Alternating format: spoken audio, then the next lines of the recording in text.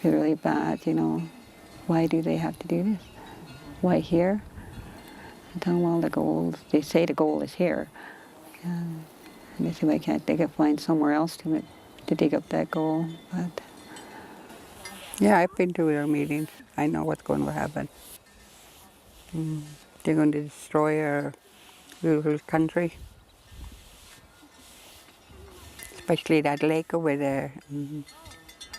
My husband and lots of memories, and there's a snowshoe over there and trap muskrat. And you trapped all over the place for beaver on that lake, muskrat, no skidoo, snowshoes. Horses wherever they could make it.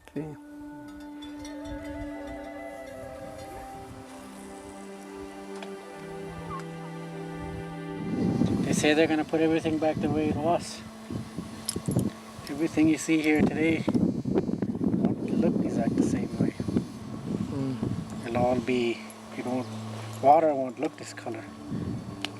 It'll be all kind of bluish colored water with all the chemicals in there. All this will be gone. You won't see it. You won't see our young kids watching all these fish jumping. no, it's just like a nightmare. Yeah, it's just scary thought just to think about it. And it's heartbreaking at the same time. I don't think there's no such thing as safe environment after mine. I say 20 years or so you will get your land back. I don't believe it.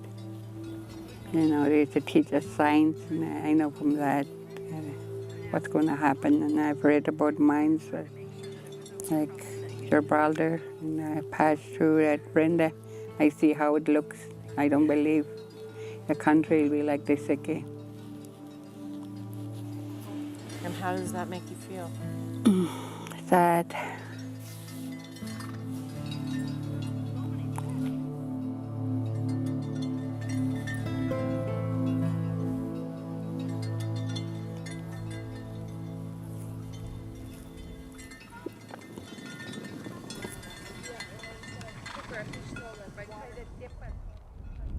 Well, we do have a big concern because you put a mine here, and I can guarantee there will be damage.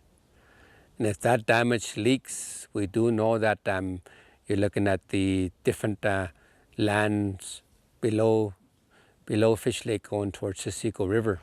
Tesico River has the highest bonding grounds for steelhead.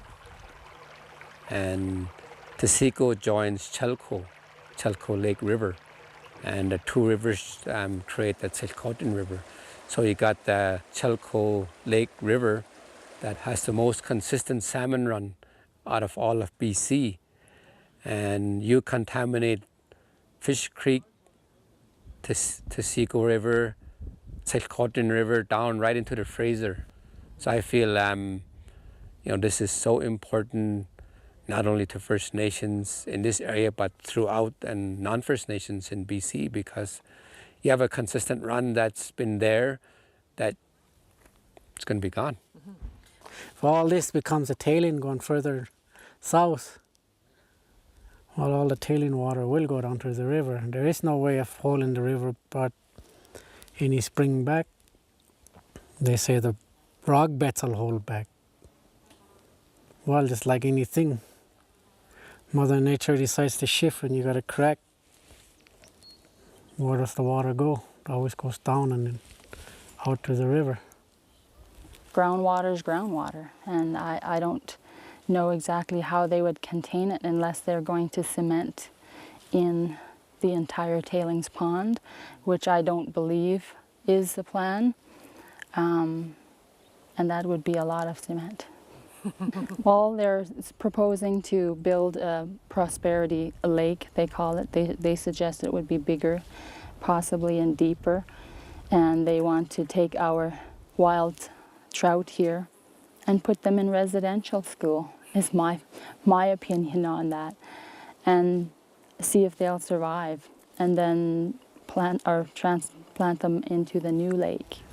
well, that's probably just wipe it out, because the fish will have to be used to it before they can move them. But if they get into a different climate or water, while they bring all the fish over there, the only thing you're going to see is the fish bellies.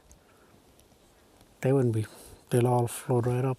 You know, it angers me to see them wanting to, you know, one hand they're going to destroy this lake for only 25 years, and they're gonna put in Prosperity Lake. You know, that to me is rubbing it in your face. We're going to destroy your lake and make money, and you're going to have benefits.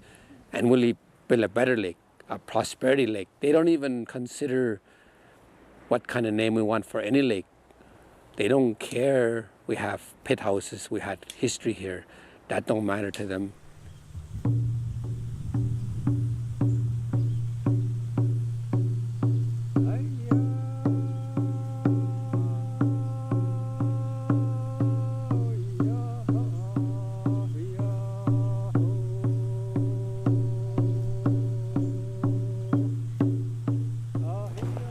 These are all marking from the mine.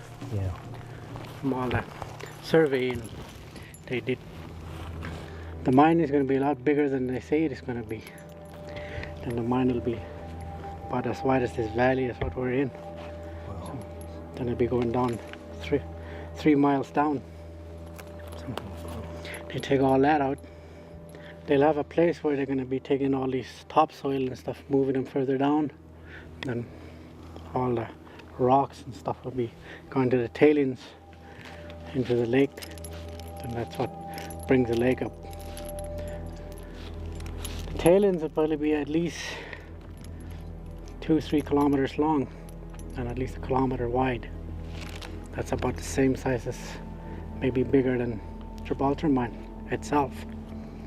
I mean, I've worked in a mine, Gibraltar. I've seen things that I didn't want to see. It's just like sitting in the middle of a dump. I mean, you look at all this big haul trucks and all the fueling docks where they fuel up and all the fuel's been dumped. Like in a day, they probably dump at least 2-3 freight trucks full of diesel. I've never really seen any pine come back up. Maybe some, like aspens, which are more like wild weeds, come up anywhere. But what I seen was all the more like a disaster, somebody just moving all dirt and putting it in, taking it here and putting it there. And the company, when we met the company, the second ownership of Taseko Mines Limited, we told them, you realize that you're inside a title case. I do not feel that we have been effectively consulted. Specifically, of course, we have the title and rights case, and our the declaration of rights area is in this exact area, the Eastern Trap Line. And with that alone, there should have been only one process, which would have been a joint review panel. And that process had been changed unilaterally without our consultation. You know, when I'm talking at a forum and I see someone shaking their head saying, Honeygut in Selkotin been involved, we were actually in a process that was going to create a picture, and in the environmental assessment, that's a joint, you know, the joint panel hearing process where BC, Canada, First Nations and the company would get together and create this picture and then see what it looks like and see what our people feel. That was a process that we're actually thinking to look at. That would have been done in May 2009. What happened? They pulled out. I think if you're going to work with someone starting up any kind of business, you need to consult with them, you need to communicate with them, and it's got to be a partnership between the two, and there's definitely no partnership in this.